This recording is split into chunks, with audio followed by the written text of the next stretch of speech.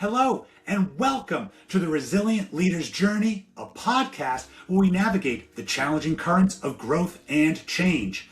If you are enjoying these podcasts, please subscribe. Click on that button right there. You can find us on LinkedIn, Apple Podcasts, YouTube, wherever you get your audio podcast, you can find us. I am very excited today to introduce our guest, Grant Pill. Grant has been the general manager of complex brands for Wayfair. He has been the vice president of omnichannel digital. He has been a part of TV and media, and most importantly, Bain Company maybe, so that means he's really wicked smart. Grant, good morning. How are you today? Good morning. I am very well, Trent, and thank you for that lovely introduction. Very generous of you. Absolutely. Grant, I know that you are an avid cyclist, that you've cycled places all over the world. So the pressing question that I've been waiting to ask you is, are the men on the Tour de France really a bunch of sissies? That's an easy one. Absolutely not. They are, now I'm going to get passionate, it's not funny, they are some of the best, most resilient athletes in the world, actually. If you look at the performance that they put out, it is phenomenal. And I would encourage anyone to watch Tadej Pogačar, who is arguably the GOAT. You know, it's sort of him or Eddie Merckx, but I'm going to say it's Tadej Pogačar is the GOAT. And the effort that they put out and what they put their bodies through and the number of crashes that they go through and get back up. If I had one crash, my career would be over. They seem to crash every other week and get back on and ride at like the limits of human endurance. So no, it's not funny. It's very serious. Absolutely phenomenal athletes, not sissies. Lightweight, but not sissies. I concur with you. I was being facetious in that joke. I've had the opportunity to ride one of the rides that they do in the tour. And let me tell you what, it beat the heck out of me. It felt like I was getting hotter as I was getting up closer to God. And then on the way down, it's not like you just go, for a free ride. My forearms were blistering because you constantly have to switch back and brake. And so where are some of the great places that you've had a chance to cycle? Look, anywhere you get to ride your bike is a good thing. But Mallorca in Spain is great. Highly recommend. The Alps, the Pyrenees, all the good stuff is good for a reason. I'm not a big Flanders guy. It's too cold and too cobbly for me, but some people love that. But anyway, you can get on your bike and climb a hill and go look at the scenery. I always think it's great because it's just a different experience versus being in your car or being on a motorbike. That sort of slow life while you're putting out the effort, you earn the hill and you earn the view. So outstanding. Earn the hill, earn the view. I love it. You spent almost 5 years as a general manager of complex brands for Wayfair. Maybe you could just tell us what Wayfair is and a little bit about what that job entails. Yeah, Wayfair is a great company. It's still founder-led. Shout out to Niraj Shah and Steve who started the company. Wayfair is a direct-to-consumer, everything for your home company. And they did a really great job from a business model perspective of figuring out how to aggregate a lot of things that were sort of in the corners of the internet early on. So I think that one of their first sites was cuckooClocks.com and speakerstands.com and things like that. And they realized that, hey, if we put all this together and we call it one thing, we can actually curate a place for everything home. So what's great about that is if you want a white couch, there really isn't a great sort of brand story and like I have to have this brand of white couch. So what Wayfair focused on is, let's just show you the different white couches and in the way they're curated. So is this a mid-century couch? Is this a modern couch? Is this a more contemporary couch? And present those in ways that tell stories for customers and make it pretty easy. The basis of the company in my role was work with suppliers or partners and figure out how to make them the best they could be on the site. So the great thing about what Wayfair does is anyone can list any product. The role that we were working on is not, hey, are we gatekeeping like a lot of retailers do, you're not allowed on, but it's if you're on, how do we make you the most successful you can be? So really transparent partnership interaction versus negotiation every single day. It's like, here's what you need to do to be successful. We can help you with that or not, up to you. So the strategy became more to provide the platform, similar in a way to Etsy for art. Absolutely. It is a platform play for suppliers and for customers, and it was treated that way. Here's how you can be successful. It actually was full transparency as to the whole P&L. We literally said, here is every single cost. If we can get those costs down together, we can sell the product more cheaply, you can move up higher in the search rank, and you can sell more product. So it was actually a much more interesting and I think fulfilling interaction around partnership versus the traditional buyer-seller relationship that you see in retail and other environments. Where does that model go in the next 10 years or 5 years? Does that change? Does it open up to more suppliers, or how does it change? Well, all suppliers can go on there at the moment. If you're in the category that Wayfair sells, everyone can be on there. So sort of if you're a supplier and you're thinking about Wayfair, I think it's suppliers.wayfair.com, go sign up. I'm not sure how it changes. I think the story is, how do you tell stories and how do you curate?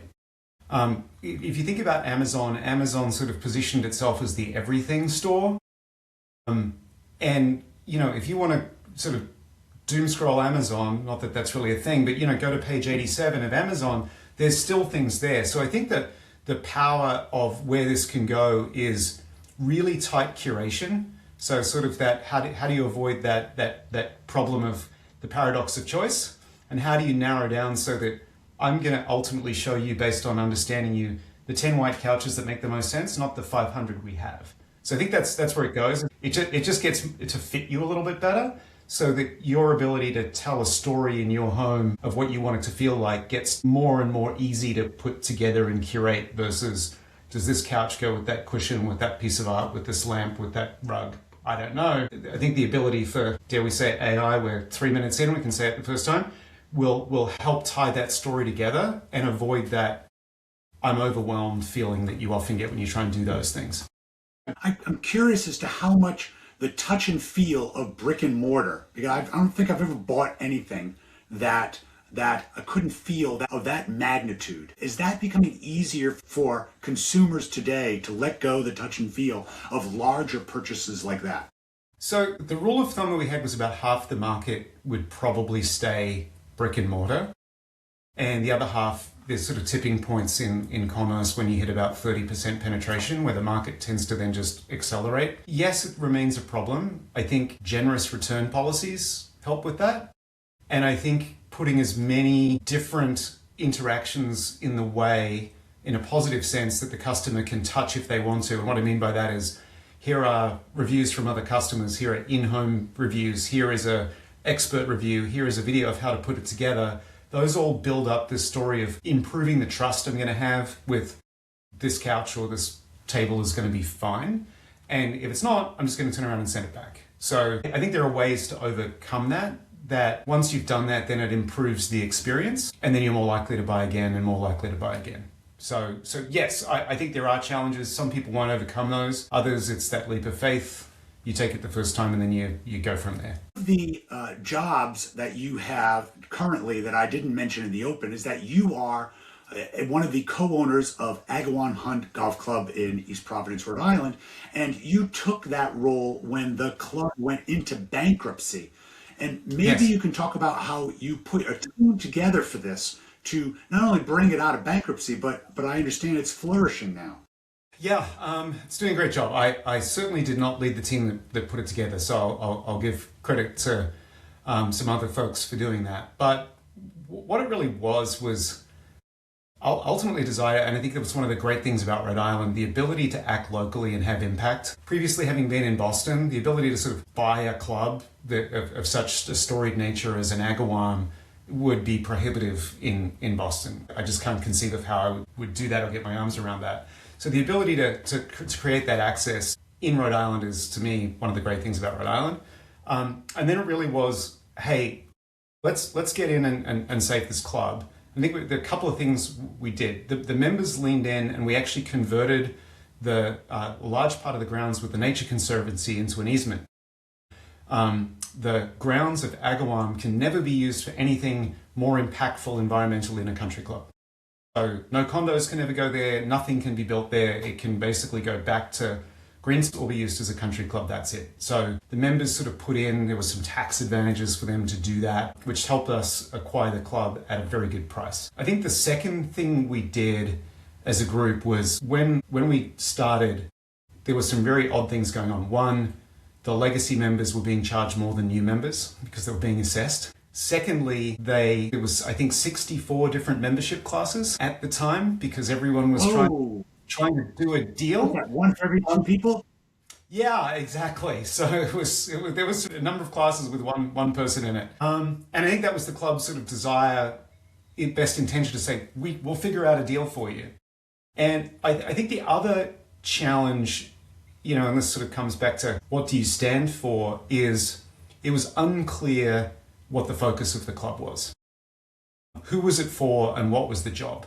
So, in sort of true, let's be strategist perspective, we know that Moisés down the street is one of the best 50 clubs in America for golf. So if you're super, super, super serious about golf, that's where you're going to go. So what we really focused on was how do we create a great experience for the whole family, including the golfer? So that, that sort of golf widow issue of someone goes away and plays golf on Saturday and everyone else is left out. How do we make that more of a family experience? So there's tennis, there's swimming, there's squash, there's platform, there's the pool, there's great dining. And we built that up very deliberately so that our focus was, yes, have a great golf facility, but really how do we create a great family and food facility that golfers can be involved in? And that was really the focus. And I think we took our membership classes down to 4 or 8. And then we ended up equalizing those classes over, I think, in 24 months after we started. And yes, the club is doing very, very well now. So if you'd like to join members at Agawam Hunt, we'd love to give you a tour. I would consider that, but as you know, I belong to a rival club and I'm just choosing to give my money to somebody else. That's okay. We'll get you eventually. It's all right. Eventually you will. Well, you'll get me, I'm sure. Guest fees and carts and drinks and that stuff. Yeah. Grant, do you consider yourself more of a strategic or operational person? That is a good question. I think it depends on the day. And I think good leaders have to have the ability to flex. I think we all have a natural style. So if we had our druthers, we would do one or the other. But I think the realities of working life is you have to do both. And I think ultimately, I'll mess up the phrasing, but strategy without a plan is illusion. A plan without strategy is chaos, or execution without a plan is chaos. So I think you've got to have both. And I think that means you've got to have lived in both. So yes, it's great to have a really good strategy, but if you don't know and understand the complexities and how to get that executed, you're not a good strategist. And equally, I think if you just sort of charge into execution without reflecting, we've got to at least have some structure and plan and objective here, that makes you a poor operator. So I think out of necessity, good leaders have to be both. Doesn't mean you do both every day, but not fully understanding and having practiced both of those skills to me is a gap as an effective leader. And do you find that some leaders lean in more on their strengths and avoid their weaker one? They lean in more on strategy because they're not as as gifted or strong. And how would you address that? Yes, I think that they do, and I think that's okay. And I think it's okay provided two things. One, I'll lean a little bit on theory, sort of, if you think about emotional intelligence, knowing yourself and understanding yourself is sort of step number 1 in being a good leader. And that means understanding and accepting your whole self. Not, I'm going to be the best at every single thing, because those people are A, annoying, and B, you're not that. And I'm not that. And I think the longer you go, recognizing and having humility around that is actually a very powerful step you can take in your leadership journey. I think the mistake that people make is either sort of this imposter syndrome problem that they feel they have to be the best at everything. And so they don't do well because they mask it and people can see right through it. I think the second mistake that I see people make as leaders is they hire people with the same profile as themselves. And so what you see then is strength adds to strength, but the weakness is not solved. Now you've got 2 people with the same strength and 2 people with the same weakness. And I've seen leaders build teams of 4 or 5 people like that lean strategic. They have great conversations and then no one does anything because they're too caught up in talking to each other. So my answer to that is recognize where those gaps are and hire people that you're a little bit afraid of / a little bit respectful of, because wow, they have a thing that I don't have. And that's going to be great for all of us because I can contribute this and they can contribute that. And that to me is the power of good leadership, is that recognition of yourself, humility, and then hiring the bench that rounds out the skill sets you need to get the job done. I just think when you add people based on strength, because you're just mirroring yourself, that you add the strengths singularly, but the weaknesses go up exponentially. Right? You can't solve I would agree with that. It's sort of that echo chamber groupthink problem that goes on. You end up just hyperpowering, sort of, as you say, with exponential power, that gap in the team, because it gets progressively ignored to the point where it becomes debilitating for the group, and then bad things happen at that point. When I was starting as in the chief financial officer role, so this is almost 25 years ago, inside the organization was a better accountant than I was.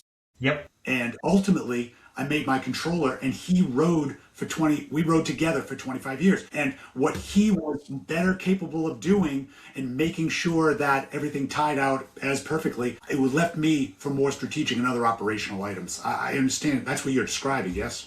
Yeah, I mean, the analogy I would use is a sporting one. Those are often good. Sometimes they fall flat, but I used to describe it as, hey, look, I'm the captain of the team. That does not make me the best player on the team, but I know why I'm the captain.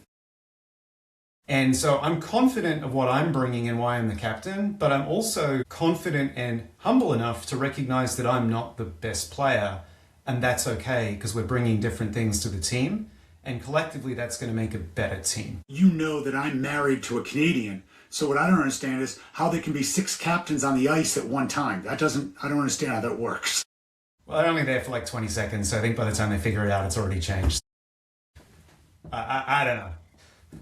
Is now too soon to talk about gold medals? And no, that was pretty enjoyable in our house. That was a tough day in your house, I'm sure. It was. And so what I did was I sent messages out to my family explaining what the color of silver meant. So you know how the meals were that day. I needed a food taster. Yeah. Grant, there was so no maybe you hot can and top take in your day that day. Yeah, right. Can you take an example of a strategy that you did in your omnichannel digital that you took from drawing board, for example, and how you brought it to life? Wow, that's a good question. I need to think about that for a second. I'm not going to pick that one. I'm going to pick one back in my days when I was running consumer healthcare. Absolutely. And that was an insight we had. There was a lot of what we called RX to OTC switches. So that was when a drug was a prescription drug, and then the patent was running out, or for some reason there was not really a patent, there's a change in how it was administered, and it could be sold over the counter, so put on the shelf. And that happened a lot with things like Prilosec and a lot of the allergy medicines when I was running that business. And the insight we had was, if you gain unfair market share early on, you tended to keep that share for a long period of time. And we'll just put that in simple terms. If you bought Prilosec from CVS the first time, you're more likely to buy it from there the second time, and then the third time, and then the fourth time. So the goal was, hey, how do we figure out how to win the first 2 weeks of a launch? And I think all good strategies start with an insight that everyone can buy into, and telling that simple story and showing people data that's like, I agree. And so that allowed us collectively to mobilize a very large organization around a singular goal. And when I say very large, it wasn't just merchandising, it was advertising, it was logistics and supply chain, it was the store operators, it was the supplier partner themselves, be it a Pfizer or a Merck or a J&J or whoever it might be. Out of that, what we developed was how do we bring together and execute a company-wide playbook to get end caps of this product. So when you walk into the store, the first thing you see the day it launched in every single store in the country as quickly as possible. And how do we combine that with an advertising and outreach campaign and a promotional campaign that got people to engage day one? And because of that shared goal, collective insight, and we could dollarize it, and it was very valuable, we essentially got to the point where we had a full war room around the supply chain where literally the trucks would back up to the supplier at midnight when the embargo to release that medicine was there, and it was sent around the country, and we would monitor every store that set it up, take a picture, see if it scanned through the register by 7, 8 o'clock that next morning. And so when you think about that, that's from warehouse to shelf in 6 or 7 hours to be sellable across the entire country, across 7,000 to 9,000 stores. And that was totally a collective effort. Yes, it was war roomed, but ultimately that's the power of the organization coming together. And we refined that over time to be a better and better playbook and a better and better exercise that allowed us to progressively get a little bit more share. So that sort of was insight to collective execution across the company to collective success. And then cool back to the company and saying, we did a great job. We got 2.5 times our fair share, and we're holding that 2 months in, 3 months in, which motivated everybody, of course, to do it again. That's right. You use the word playbook, and it almost sounds like in football terms, how a team will script the first 15 plays. They want to set a tone and set a tempo early. Yep. They're not guessing which plays. They know what they're coming out of the gates with sometimes their strongest positions just to gain field position or to get an early score or the like.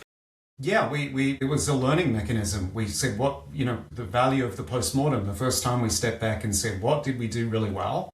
And what could we improve on? And we put that back into the system and said, hey, we think we could do this better. And when I say we, that was collectively looking in teams as well. So logistics and supply chain saying, we could go faster if, or advertising saying, we could do better if we did this differently, or whatever it may be across the organization, or even suppliers saying, hey, we've learned from this on our side. We think we can do better with you if.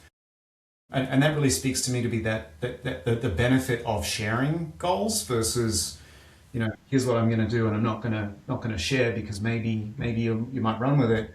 Is actually, that's right. Let's share. Let's get it out there. Let's bring you into the tent versus not.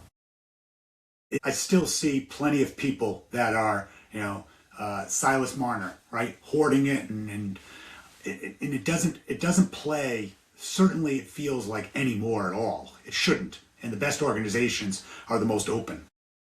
Yeah, I think democracy of data is really important because data is, as we know, increasingly power. And I think the challenges with whose data is right stem from that, or I have the data and you don't, therefore I'm able to decide and you're not, is a really flawed construct within any company. And so I think it's incumbent on everybody to say, here are the numbers, you can all access them, no matter who you are, where you are. There is a single source of truth. And now we can talk about what we want to do about that single source of truth, but we're not at least arguing about imbalance of power around knowledge, or I think it's 3 because my data says it's 3 and you think it's 8. Those are problems that I think a lot of IT/leaders overlook or ignore that need to be put front and center. And my perspective is, if it's 3 or 8, doesn't really matter. Let's just agree that the number is the number and move on and make decisions around that versus arguing about the number, which I've seen in my career all too often. You have an impressive resume. I want you to think of an influential leader that you've worked for, and maybe you can describe to me what made that person effective. Wow. I've had a couple, so I'll give a shout out to Judy, who just texted me the other day, who's in Florida enjoying her retirement and celebration. So have a wonderful day, Judy. She was great because what she was capable of doing was, I think, to me, of tapping my best. So she saw what I brought to the table and what I didn't. So I think sometimes better than I did earlier on in my career. And she really helped by setting me up for success, by putting me into roles and putting people around me that allowed me to be even more successful. And I think she saw that better than I did. And I also think she was a great motivator for me because we talk about, as leaders, recognizing that people are motivated by different things. I'm not someone that gets motivated by being yelled at. And I think that the worst thing that Judy ever said to me that was the most gut-wrenching for me was, I'm really disappointed you let me down. And I was same for me. Oh my gosh. Even I just got the chills then because that was the worst thing I could do, was let her down, because I knew that she put so much faith and trust in me. and I could do it, and I had let her down. It was speaking truth to me. I think that she is certainly up there as one of the great leaders that I've had. And then I think there was another leader way earlier in my career, a guy called Martin in London. And I was very early on in my career and sort of very hungry and could do more. I had a lot more capacity if I look back at my young self. And I would go in and read upside down on his desk. He had all of the projects on his desk, and the art of being able to read. At the time, we didn't have computers back in the olden days. And so I would actually sort of look at a project and take it off his desk and say, "Hey, Martin, can I do this?" And what was great about Martin was he always said, "Sure." So that sort of, go for it. If you want to do it, go for it. Have a shot. See how you go. And I think that he then let me push myself and let me mess up too. I mean, I'm sure he was keeping a pretty close eye on what I was doing quietly, but he let me go. And I think that that's great as a leader as well, is not being worried about folks stretching and pushing themselves and saying, no, I'm going to put the brakes on you. It's like, you want to go. You want to take things off my desk? Literally, take things off my desk. How about it? Well, those sound like two great leaders that you've had the ability to work for, inspire, and educate you. Grant, I have just one last question for you. Yeah. Who is your favorite fictional character? Yeah. I'm going to not give you the answer to that because I don't know, in all honesty. Okay. As I said that, I then started to go to Star Trek, which is a bit too geeky, so I'm not going to do that between like Scotty and Mr. Spock and all those sorts of things. But I would say that my favorite character is actually my paternal grandfather. Was a larger-than-life character to me, and when I was in my formative years going to college, I would go around to his house and have lunch often because he lived about 15 minutes away. Quick background, he ultimately finished up being the head of Dunlop in Australia, which ultimately sort of went away in the 90s. This was in the 60s, but he used to regale me with stories around when he would go to a factory around tires and when he would replace leaders, and his story around someone showed up late and said, "Oh, there was traffic." So he called the police at the time and said, "Was there traffic there?" And they said, "No, there wasn't." So he called the leader into the office and said, "I checked if there was traffic or not, and there wasn't, so don't BS me. Don't do it again." Another story he had was he found that they were expensing drinks after work, so he set up a full bar, and he said, "If you're going to drink, at least drink on my dime where I can see you because it's cheaper." And so he set up a bar in the office. I can imagine that today. Yeah, not today. In the 60s, why not? And then I think that, I remember the story of he went to a particular state where he was charged with running the state because it wasn't doing very well. And the person that was leaving said, "How long would you like me here? Would it be 1 week, 2 weeks, a month, to help you with the transition?" And he said, again, this is him telling the story. He said, "Well, it's 10 o'clock. How about I take you out for lunch and you don't come back?" So I think, and then he told me, he invented marketing, which is great. I didn't know that. I'm sure you didn't know that, and your audience didn't know that. But if you're wondering, Harry Pill apparently invented marketing. Just ask him. Just ask him. Mad Men didn't exist, right? Yeah, exactly. But what was great was, to me, those stories, it really influenced me around, hey, go do this thing called business. Go give it a shot. You are capable of being successful. And you know what? Live life and tell stories and have fun doing it, because it can be a grind. It is a grind. But ultimately, what I love about this journey of leadership and business is it takes you places you can't ever imagine. And it's ultimately a team sport, which is great. And that leaves you with a lot of legacy and success in your life and a lot of good that you've done to help others. And I think as others have helped me, the ability as a leader to help others, and hopefully they tell their stories later on to me as a sort of profound success in life, if that's not too deep a place to end. That sounds great. Grant Pill, you are wonderful. I appreciate your insights and your enthusiasm, your stories. It's been wonderful to have you. Thank you, Trent. Really appreciate it. Friends, resilient leaders face challenging currents, and it's tough navigating. But with one tack or another, we can get there together. Once again, if you really enjoy this show, go ahead and like and subscribe so that way you can see our newest podcast as soon as they come out. We will see you again next time. Be well, friends.